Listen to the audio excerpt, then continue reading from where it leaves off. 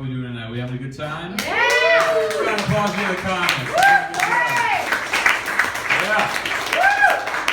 So I got back from a family reunion recently, and don't get me wrong, I love my family, but they're the kind of people that name their children after biblical characters. Oh. You know, people like that. They're not fun to have a drink with.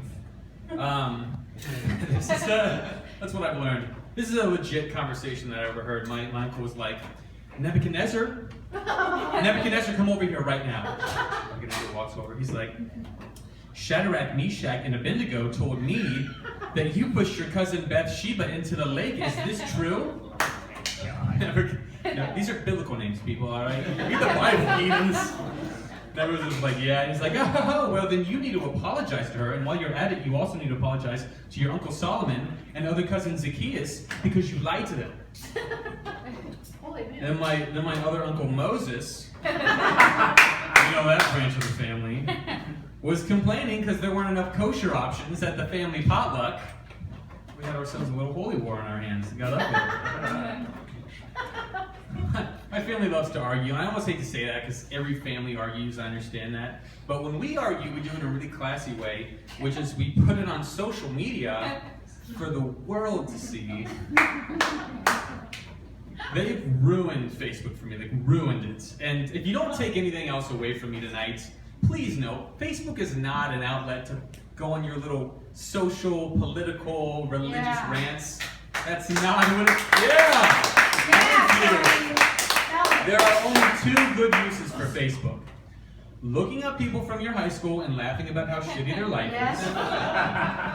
I see a couple people not laughing. If you don't do this, you're probably the person that everyone's looking at. Right? It's time for a change. The other good use for Facebook is funny animal videos. Oh, yeah. People love funny animal videos. Some people are like, oh yeah, funny animal video. I like the kind where there's like a big animal and he's scared of a little animal. Like a grizzly bear that's afraid of a kitten. I don't know why, but I think that's so funny. And that's hypocritical, because I'm a big mammal. Like, I'm 6'8". I'm a big dude. And if a goose just walked in here right now and spread its wings and came on stage, I would cry like a bitch. And y'all would too, okay? Geese are fucking scary. You're walking down the street, they just hiss at you and fucking, they're terrifying. And they used to go home for the winter, right? Do you remember geese used to fly south for the winter? It was like our summer break away from geese. It was an amazing time. Families would come out of their dark homes and be like, they're gone. Honey, bring the kids, it's okay. The geese are gone now. We can be a community again. But they've adapted. They don't leave anymore. It's like a sci-fi horror film. They're just here all year round, and they just park their feathery asses on our frozen ponds and just sit. They're like, that's all right. Spring's just around the corner, bitches. Wait it out. We wait it out. We used to have ducks. We don't really have ducks anymore. Cute little furry fuzzy ducks. We feed them bread, and they're all gone. They've been muscled out by the geese.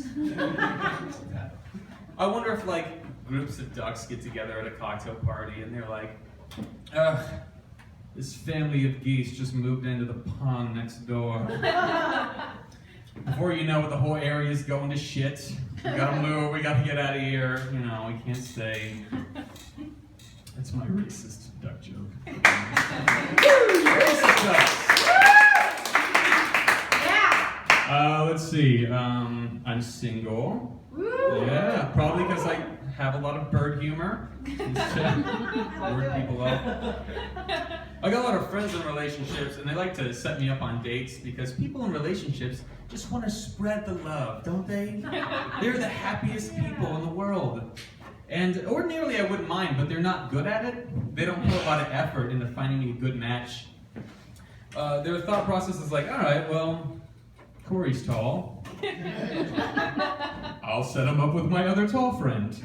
Because apparently that's the only criteria. A girl, yeah, it's that bad, people.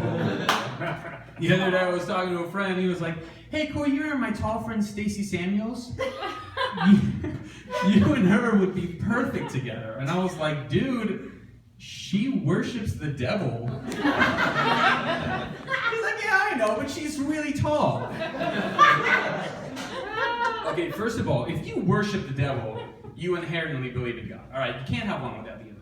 And if you believe in both God and the devil, why would you choose the devil? He's the prince of darkness. You know how that's going to end. Yeah. You're like, screw the creator of the universe and the light of the world. I'm into bad boys. Doesn't make any sense.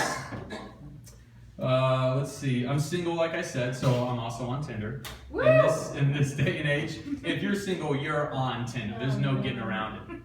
And I hate Tinder. Every time I'm swiping through girls, and I get a screen that comes up, and it says, there are no more singles in your area at this time.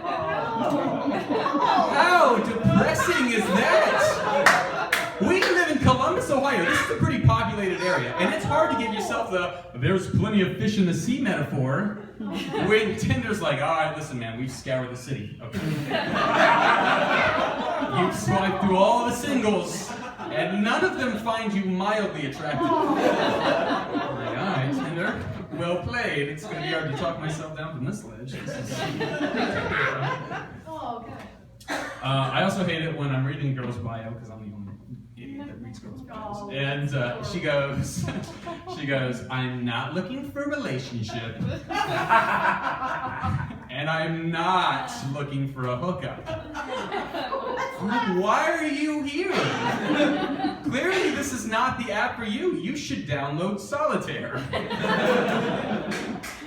And by the way, ladies, just a piece of advice. If you're trying to find a good man, get off of Tinder and get a LinkedIn profile. Yeah! Those motherfuckers have jobs! Yeah! You just get on LinkedIn and be like, oh, look, this guy's a CFO. There's a million of them. You just take your pick. Yeah. They're all over the place. I got real desperate about a month ago, and I signed up for an account on farmersonly.com. But it was slim pickings. In my bio, I said, tall, city slicker looking for a hoedown. I have puns for days, people. All right, I'll leave you with this. This is my last one. So, even Facebook is starting to let me down now. Every time I log on, you get the Facebook memories. And, it's just depressing. I just got out of a relationship, and they're like, hey, Corey, do you remember 2 years ago today when you and your girlfriend went to the zoo and you told her you loved her for the first time? And, do you remember that perfect day? I was like, yeah, I remember that. Thanks, Facebook. That's exactly what I need to hear right now. And there's an easy solution to this problem. When you find yourself in a relationship again, post everything, okay? Post it all. The good shit, the bad shit, the cute shit, the nasty arguments where all you do is like call each other names and hurt each other. Post it. Because that way, when the relationship ends, you got your Facebook memories, you have an accurate depiction of what the relationship actually looked like. There you go. I want to be able to log on to Facebook and be like, hey, Corey, do you remember 1 year ago today when you told your girlfriend her guacamole was just a little on the soggy side, so she hit a scorpion in your pillowcase? Do you remember that? Because Facebook does, and you're like, oh yeah, we were a fucking disaster. Thanks, Facebook, and then we can both move on with our lives. All right, well, let's go.